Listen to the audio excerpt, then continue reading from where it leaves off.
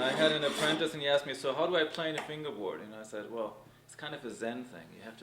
You have to sort of feel, you have to sort of, almost like be the wood, and or be the plane, and you can feel where it's. The plane will tell you what needs to be cut out."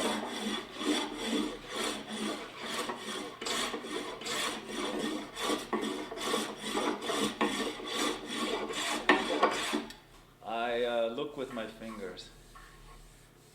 I'm almost like a blind person, reading Braille right now when I'm touching this fingerboard. I can feel exactly where is it round, where is it flat.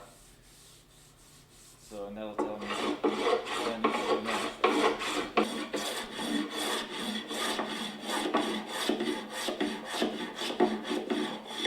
In this case, it's a new board that I'm making right for the first time. But as you play, some of this may need to be touched again, sort of like,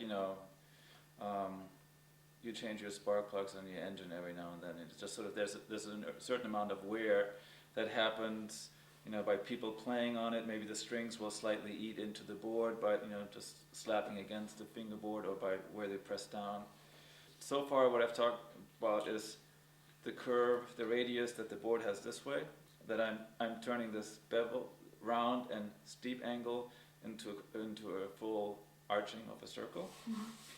And then, so that the notes, when you press the string down, that it doesn't slap against the fingerboard, the whole thing has to sort of have another curve into it. So it's not straight this way, it has a slope.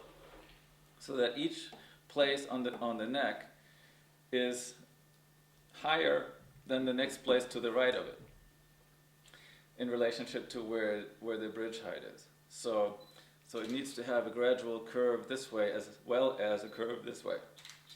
So when people say, "Okay, is the fingerboard straight?" I say, "No, it's not straight. It's curved in both ways, but it's got to be curved right, by the right amount." And then now I side through from underneath of here, I can see where the light shines through. I can see exactly what the shape of that board is and how much deflection from a straight line that has.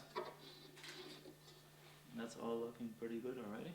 Ebony is a very hard wood, and sometimes this one happens to be pretty good quality, but sometimes on the lower quality instruments you get these ebony boards that are ebony, but they're like wavy, like a washboard, and the grain changes every quarter inch, so the blade will, eat into it, or it'll have mineral deposits in it that makes it so hard that it makes your blade dull. Like after 5 strokes, you have to go and sharpen it again, which is a pain in the butt.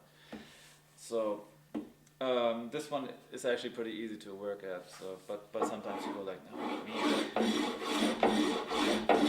you don't know that until you start digging into it, because something may be perfectly polished, from wherever you're getting it from, and you go like, "Oh, that looks like a good board," and then you put your plane on it and you go like, "Geez."